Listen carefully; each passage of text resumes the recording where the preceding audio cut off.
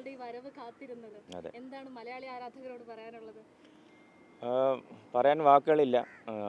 ഇപ്പം മാത്രമല്ല, എന്നെ ടീമിൽ എടുക്കാത്തപ്പോഴും ടീമിൽ ഉള്ളാകുമ്പോഴും പെർഫോം ചെയ്യാത്തപ്പോഴും നമ്മുടെ കുറേ സെറ്റ് ബാക്സിലാണല്ലോ നമ്മുടെ നാട്ടുകാർ എപ്പോഴും കുറച്ച് കൂടുതൽ കൂടെ നിന്നിട്ടുള്ളത്. അപ്പോൾ അവർക്ക് എപ്പോഴും ആ ഒരു സമയത്ത് നമ്മളെ സപ്പോർട്ട് ചെയ്യുന്ന ആൾക്കാർക്ക് തിരിച്ചൊരു സന്തോഷം കൊടുക്കണം എന്നുള്ള റെസ്പോൺസിബിലിറ്റി എൻ്റെ മനസ്സിൽ എപ്പോഴും ഉണ്ടായിരുന്നു. അപ്പോൾ ഈ ഒരു പെർഫോമൻസ് നാട്ടിലുള്ള എല്ലാവർക്കും ഡെഡിക്കേറ്റ് ചെയ്യുന്നു. വേറെ ഭയങ്കര മനസ്സ് നിറഞ്ഞിരിക്കുന്ന ഒരു സമയമാണ്. കാരണം ക്രിക്കറ്റ് ഉറപ്പായിട്ട് നല്ല പെർഫോമൻസ് ചെയ്യാൻ പറ്റും. ചിലപ്പോൾ കളി ജയിക്കും, ചിലപ്പോൾ കളി തോക്കും. പക്ഷേ ഇത്രയും ആൾക്കാരുടെ ഇത്രയും ജെന്യുവൻ സപ്പോർട്ടും ഇത്രയും പ്രാർത്ഥനകൾ കാണുന്ന കുറേ വീഡിയോസും കുറേ മെസ്സേജസും കുറേ റീൽസും വീട്ടിൽ വൈഫ് കാണിച്ചു തരുന്നുണ്ട്. അപ്പോൾ അത് കാണുമ്പോൾ എനിക്ക് ഭയങ്കര എന്താ പറയുക, കണ്ണൊക്കെ നിറഞ്ഞു പോകുന്നുണ്ട്. അപ്പോൾ അത്രയും സ്നേഹം എനിക്ക് അറിയിക്കുന്നുണ്ടോ എന്ന് പോലും എനിക്ക് അറിഞ്ഞുകൂടാ. പക്ഷേ അതിന് എന്നെ ഇത്രയും സ്നേഹിക്കുന്ന എല്ലാവർക്കും ഒന്ന് മനസ്സിൽ എനിക്ക് വേണ്ടി പ്രാർത്ഥിച്ച എല്ലാവർക്കും ഞാൻ നന്ദി പറയുന്നു ഈ സമയത്ത്.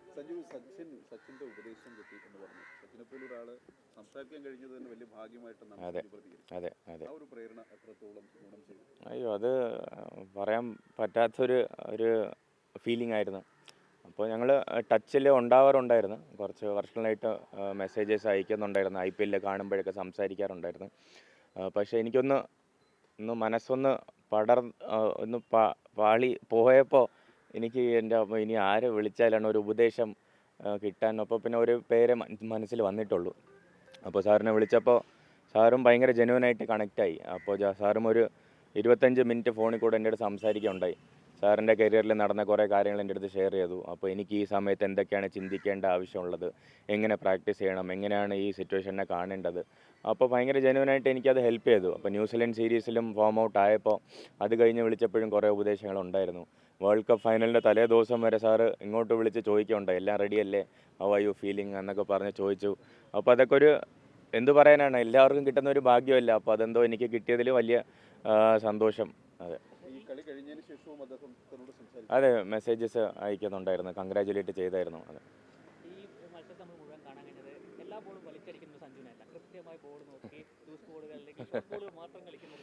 അതെ വലിച്ചടിച്ചടിച്ച് ഔട്ടായിക്കൊണ്ടിരുന്നത്. അപ്പോൾ വേറെ വഴിയില്ലാത്തതുകൊണ്ടാണ് കുറേ കളി വലിച്ചടിച്ച് നോക്കി.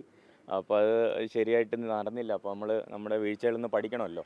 അപ്പോൾ ഒരു 5 മാച്ച് ഇവിടെ സീരീസ് ഉണ്ടായിരുന്നപ്പോൾ എനിക്ക് നമ്മുടെ രീതി അതാണല്ലോ, നമ്മുടെ ശീലി അനുസരിച്ച് നമ്മൾ ഭയങ്കര സ്ട്രൈക്ക് റേറ്റ് കൂട്ടാൻ നോക്കി. പക്ഷെ അത് നടന്നിട്ടില്ല. അപ്പോൾ നമ്മൾ കുറച്ച് വേറെ ഗെയിം പ്ലാനോടെ ഈ വേൾഡ് കപ്പ് പ്രിപ്പയർ ചെയ്തായിരുന്നു. അതിൻ്റെ ഒരു ഇതാണ്.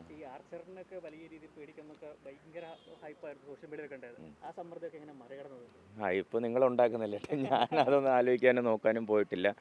സോഷ്യൽ മീഡിയ ഭയങ്കര ഒരു സ്ട്രോങ് ആയിട്ട് ഇൻഫ്ലുവൻസ് ചെയ്യുന്ന ഒരു ഫാക്ടറായിട്ട് എനിക്ക് തോന്നുന്നുണ്ട്. അപ്പോൾ സ്ട്രോങ് എന്ന് വെച്ചാൽ പോസിറ്റീവായിട്ടും ചെയ്യാം, നെഗറ്റീവായിട്ടും ചെയ്യാം. അപ്പോൾ നമ്മൾ ഏത് രീതിയിലാണ് അതിനെ ടാക്കിൾ ചെയ്യുന്നതെന്ന് നമ്മുടെ ഇപ്പോഴത്തെ ചെറുപ്പക്കാരും എല്ലാവരും പഠിച്ചിരിക്കേണ്ട ഒരു സംഭവമാണ്. എനിക്ക് ഉറപ്പായിട്ട് ഇഷ്ടമുള്ളൊരു കാര്യമാണ്. ഞാൻ നേരത്തെ പറഞ്ഞ പോലെ സോഷ്യൽ മീഡിയ കാണുന്നുകൊണ്ടാണ് എനിക്ക് മനസ്സിലായത് എത്രയാണ് നാട്ടുകാർ എന്നെ സ്നേഹിക്കുന്നതെന്ന്. പക്ഷെ അതേപോലെ അതിൻ്റെ ഓപ്പോസിറ്റ് ഉണ്ടാകുമ്പോൾ അതൊക്കെ സഹിക്കാനുള്ളൊരു മനസ്സുണ്ടെങ്കിൽ മാത്രം സോഷ്യൽ മീഡിയയൊക്കെ ഓപ്പണാക്കി വയ്ക്കുക. അപ്പോൾ അത് അങ്ങനത്തെ ഒരു ഉപദേശമാണ് എനിക്ക് കിട്ടിയിട്ടുള്ളത്. ഞാനത് കറക്റ്റായിട്ടൊന്ന് കഴിഞ്ഞ 1 മാസമായിട്ട് ഫോൺ ഓഫാണ്. ആർക്കും വിളിച്ച് കിട്ടുന്നില്ല, മെസ്സേജസ് ആരും ഡെലിവർ ആവുന്നില്ല. സോഷ്യൽ മീഡിയയിൽ എൻ്റെ ടീമാണ് മാനേജ് ചെയ്യുന്നത്. അപ്പോൾ അതൊക്കെ കുറച്ച് കൺട്രോൾ ചെയ്തപ്പോൾ ഔട്ട്സൈഡ് നോയ്സെ കുറച്ച് കട്ട് ചെയ്യാൻ പറ്റി. കാരണം വേൾഡ് കപ്പ് പോലത്തെ ഇത്രയും വലിയ ഒരു സംഭവം നാട്ടിൽ നടക്കുമ്പോൾ ഭയങ്കര ഒരു ഔട്ട്സൈഡ് നോയ്സ് ഉണ്ടാവേണ്ട സമയമുണ്ട്. അപ്പോൾ അതൊക്കെ ഒന്ന് കട്ട് ചെയ്ത് ക്രിക്കറ്റിൽ ഫോക്കസ് ചെയ്തു. നാട്ടിലൊന്നുമില്ല, ഒന്ന് സമാധാനമായിട്ട് വീട്ടിൽ അച്ഛനമ്മയായിട്ടൊന്ന് 2 ദിവസം ഇരിക്കണം എന്നാണ് ആഗ്രഹം. ഇൻ്റർവ്യൂ കഴിഞ്ഞ് എല്ലാവരും ഒന്ന് റിലാക്സ് ചെയ്തിരുന്നെങ്കിൽ ഒന്ന് വീട്ടിൽ 2 ദിവസം സമയം കുറച്ച് മിണ്ടാതെ ഇരിക്കുമായിരുന്നു. നാളെ എന്തോ ടീമിൻ്റെ ഒരു ഇവൻ്റ് ഉണ്ടെന്ന് പറയണ കേട്ടോ. നാളെ ഡൽഹിയിലൊരു നമ്മൾ വേൾഡ് കപ്പ് ജയിച്ചതിൻ്റെ എന്തോ ഒരു ഇവൻ്റ് ഇന്ന് രാത്രി ഒന്ന് കൺഫേം ആവും. അപ്പോൾ ചിലപ്പോൾ അങ്ങോട്ട് പോകേണ്ടി വരും.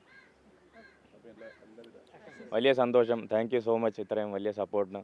ഇതിനെയും കാട്ടിയും എന്ത് ആവശ്യപ്പെടാനും വലിയ സന്തോഷം. താങ്ക് യു എല്ലാവർക്കും. വലിയ സന്തോഷം.